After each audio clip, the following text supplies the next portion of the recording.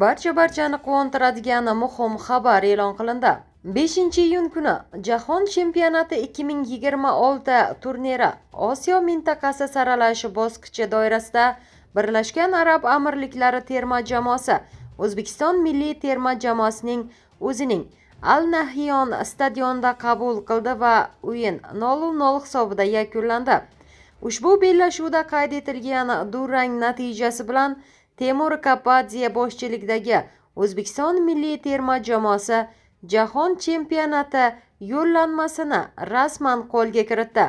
Bellashuvni avstraliyalik elit referilar brigadasi boshqardi. FIFA hakami Shon Evans maydondagi asosiy nazoratni olib bordi. Ushbu g'alaba 34 yil kutilgan natija deb baholandi. Ma'lumot uchun, O'zbekiston olimpiya terma jamoasi Parij 2024 yozgi olimpiada o'yinlariga ham Temur Kapadze murabbiyligida ilk bor ishtirok etgandi.